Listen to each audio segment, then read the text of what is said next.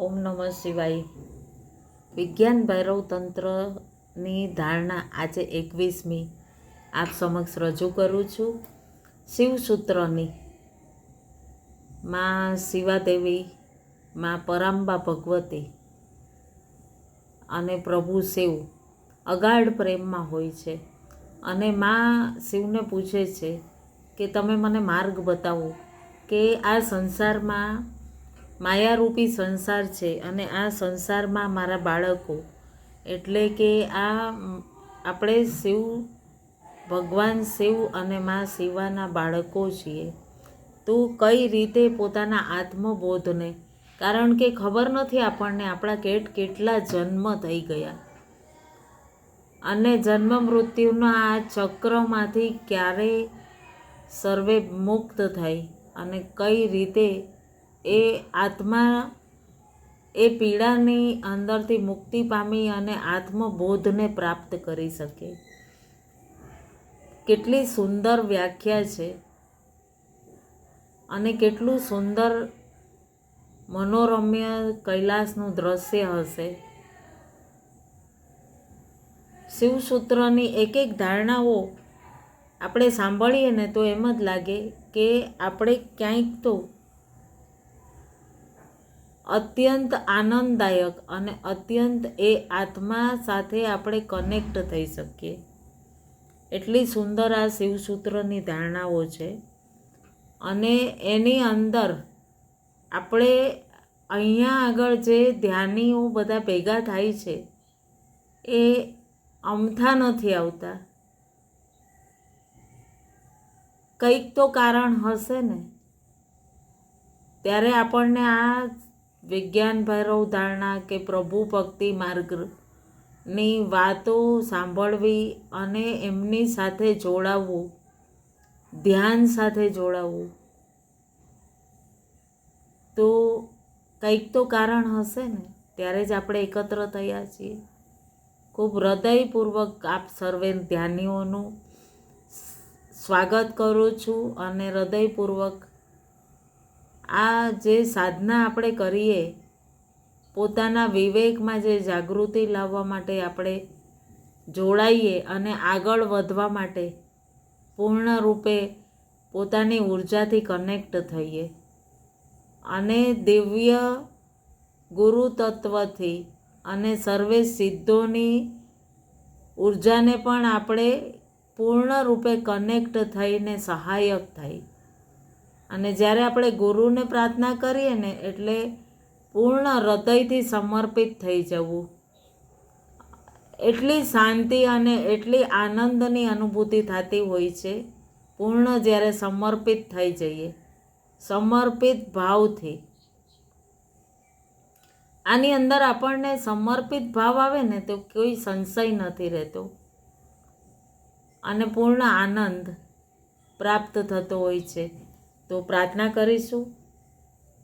વક્રતુંડ મહાકાય સૂર્યકોટિ સમપ્રભ નિર્વિઘ્નં કુરુ મે દેવ સર્વકાર્યેષુ સર્વદા સર્વકાર્યેષુ સર્વદા. ઓમ શાંતિ શાંતિ શાંતિ. નમઃ શિવાય. આપ સૌમાં વસતા શિવ શિવા અને ગુરુ તત્વને મારા કોટી કોટી વંદન. એક પ્રશ્ન આવ્યો હતો કે ધ્યાનના અંતર્ગત આપણા કામિનીબેન જ કહે કે મને એમ લાગે છે ઘણી વખત કે મને ઊંઘ આવી ગઈ હતી. તો ધ્યાનની અંદર ક્યારે પણ આપણને સજગ રહીએ, સજગ જરૂર રહેવું.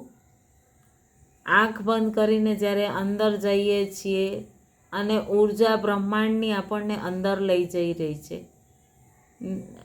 જો આપણે રાત્રિના સૂઈને ઉઠીએ ને તો આપણને આળસ આવે, થોડુંક આમ કહેવાય ને કે એવું લાગે, પરંતુ ધ્યાનની અંદર આપ ધ્યાનથી નિશ્ચિત સજગ છો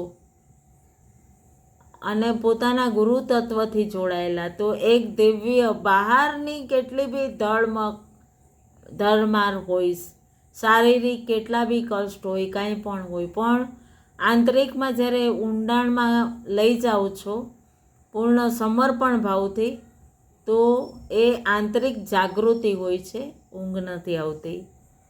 અને આપણી અંદર એક ઊર્જા દિવ્ય પ્રવાહિત થતી હોય છે.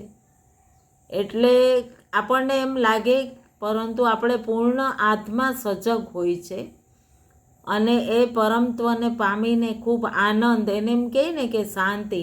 જેવી રીતે આપણે બહાર ફરવા ગયા, 8 દિવસ 15 દિવસ ફરીને આવ્યા અને પછી ઘરે આવીએ તો કેવી એક હાશ અનુભવીએ. તો ધ્યાન એ છે જે આત્માનો ખોરાક છે. અને આત્માને એનાથી પરમ, જ્યારે આપણને એમ લાગે ને કે ઊંઘ આવી ગઈ, તો ના, ઊંઘ નથી આવતી, પણ પૂર્ણ રૂપે આપણને અંતરમાં એક આત્માને આનંદ થતો હોય છે, અથાગ આનંદ. આ જે યાત્રા છે આપણી, એક એક વિધિ જે છે, આપણે પોતાની સાથે શું અનુભવ કરીએ છીએ, પૂર્ણ અંતરની યાત્રા છે. આત્મબોધ, આત્મ સ્વરૂપ થવું, કઈ રીતે એનાથી કનેક્ટ થવું.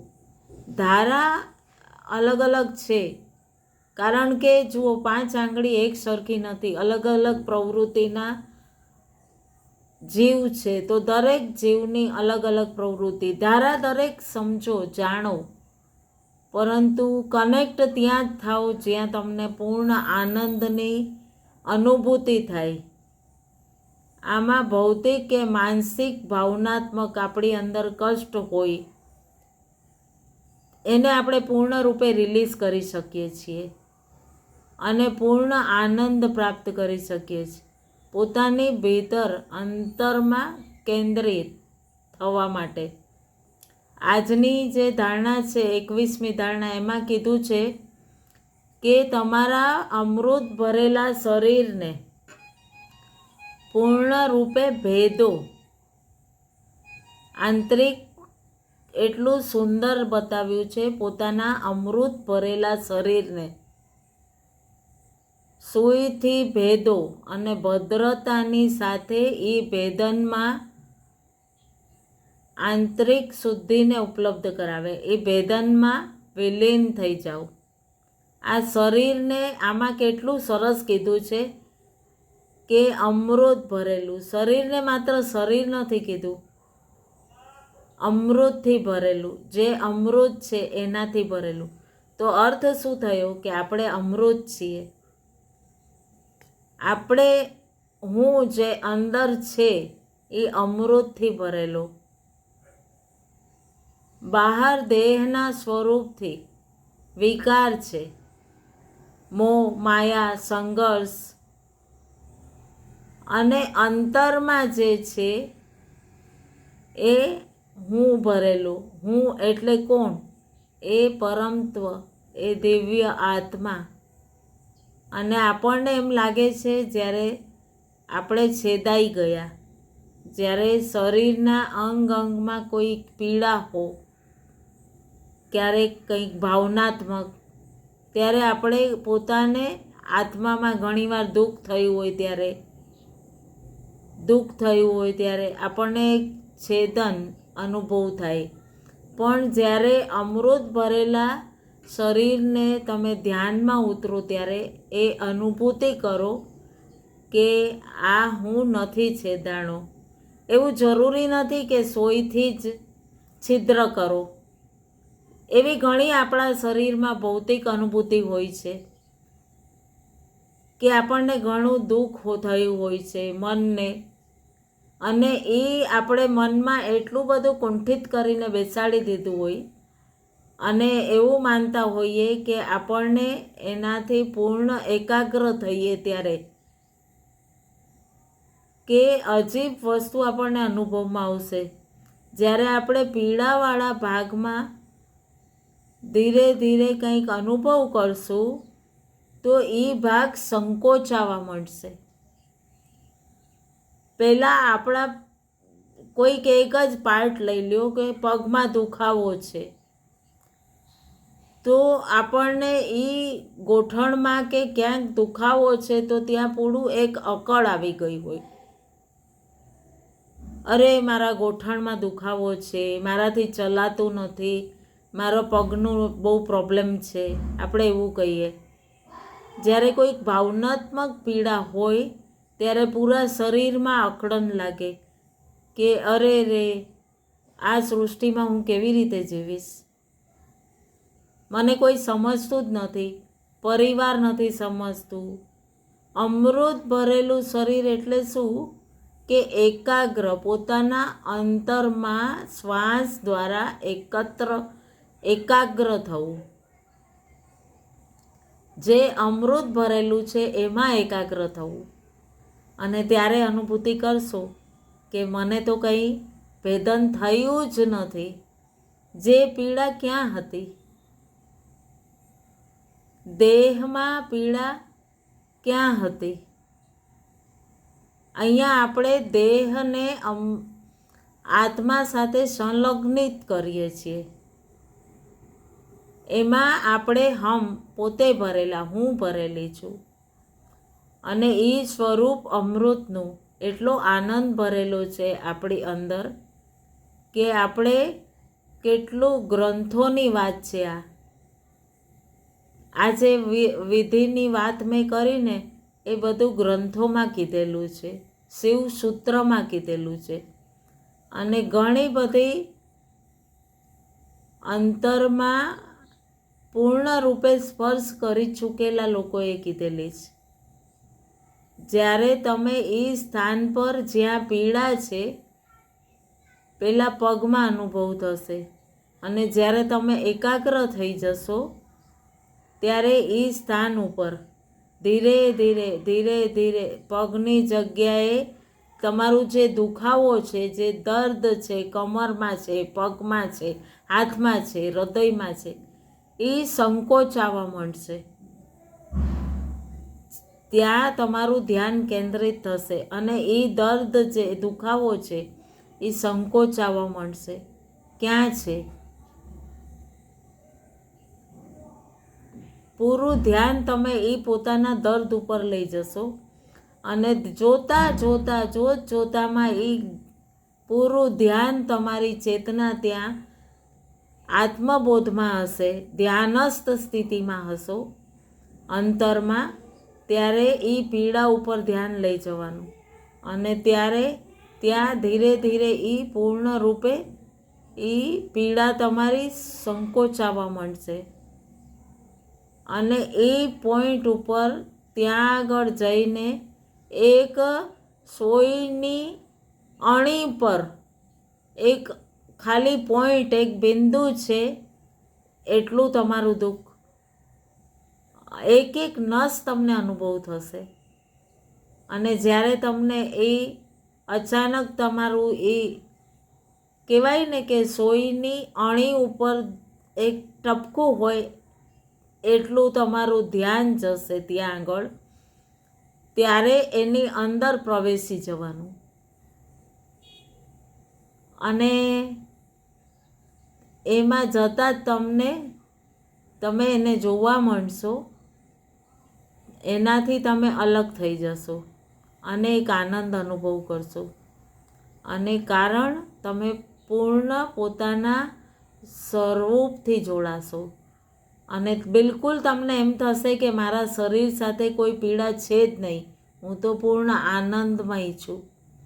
અને પીડા ખતમ એટલે પૂર્ણ શાંત. અને આ રીતે આપણે પોતાની અંદર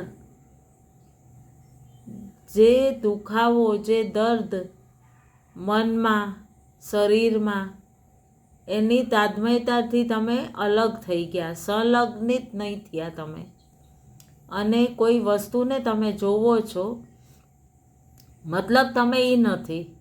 અત્યાર સુધી તમે પોતાના ગોઠણને હું સમજી રહ્યા હતા, જે વ્યક્તિ અનુભવ કરતું હતું, અને જે એ દર્દને જોવાનું શરૂ કર્યું એટલે પોતાનાથી અલગ થઈ ગયું. એક વસ્તુથી બીજી વસ્તુ થઈ ગઈ. અને પૂર્ણ જ્યારે જોવાની એ વસ્તુ જોવાની એ વિધિ છે ત્યાં અલગ થઈ ગયા, શરીરથી અલગ થઈ ગયા. ત્યાં આગળ તમે એક સાક્ષી ભાવ આવ્યો, તાજમેટા તૂટી ગઈ અને સાક્ષી ભાવ, દ્રષ્ટા ભાવ આવ્યો. હવે તમે જોવાવાળા છો. તમે એ વ્યક્તિ નથી જેને દુખાવો હતો, જેને પીડા હતી. તમે ફક્ત જોવાવાળા. અને જ્યાં તમે ભોગતા બન્યા, તમે ભોગવાવાળા થઈ ગયા. અને દ્રષ્ટા બનતા જ તમારી તાજમેટા તૂટી ગઈ અને ચેતનાનો વિકાસ થઈ ગયો. અને આ અમૃત ભરેલું શરીર ને સોયથી ભેદો અને પૂર્ણ તન્મયતાની સાથે એમાં પ્રવેશ કરો. ખૂબ સુંદર આજની વિધિ હતી 21મી. અને ત્યાં એની અંદર તમે ભાવ લઈને જાઓ અને એ ઘટનાને ધીરે ધીરે ધીરે ધીરે ધીરે ધીરે તમે પૂર્ણ મનના ભાવથી એનાથી જોડાશો અને દ્રષ્ટા બની જશો. પૂરું મારા શરીર સાથે નહીં, અંતરમાં ઉતરીને કરવાનું છે, બહારના ચિંતનમાં નહીં. અને આપને જો મારા ધ્યાન સત્રમાં આવે અનુભવ કરવા, અને અલગ અલગ વિધિના અલગ અલગ ધ્યાન હોય છે, એમાં જોડાવવું છે તો જરૂર આપ કમેન્ટ કરજો, લાઈક કરજો અને આપના પરિવારજનોને પણ શેર કરજો. આવી અવનવી ઘણી બધી શિવસૂત્રની આપણી 112 ધારણા છે. એ દરેક ધારણા સાથે કનેક્ટ થવા, દરેકની અલગ અલગ ઉર્જા હોય અને તાજમયતાથી આમાં જોડાવું અને દ્રષ્ટા બની જઈએ તો આપણી અંદર એક દિવ્ય અદ્ભુત અનુભૂતિ થતી હોય છે. અને આપણી ઉપર જે આંતરિક નિર્દોષતા આવે છે એ આપણને આત્મબોધ થવા માંડે છે કે હું શરીર નથી, હું એ પરમપિતા પરમાત્માની દિવ્ય સંતાન છું, એમની દિવ્ય આત્મા છું. અને આપણે આખી જન્મ શું કરીએ છીએ? શરીરની આસપાસ જ વીંટળાયેલા રહીએ છીએ. આણે મારી સાથે આમ કર્યું, આણે મને આમ કર્યું, આણે મને અપમાન કર્યું, જજ કરવું, બ્લેમ કરવું અને ભૌતિક સાધનોથી જોડાયેલા રહીએ છીએ. અને જ્યાં પોતે દ્રષ્ટા બનીને આત્માથી કનેક્ટ થઈ ગયા, શરીર દ્વારા તો એક ફક્ત આપણે એનાથી કનેક્ટ, એ પરમત્વથી કનેક્ટ, અને એટલી દૈવીય શક્તિ અને એટલી દૈવીય ઉર્જા પ્રાપ્ત થતી હોય છે આપણને કે પૂર્ણ આનંદ, પૂર્ણ અલગ થઈ જઈએ છીએ આપણે.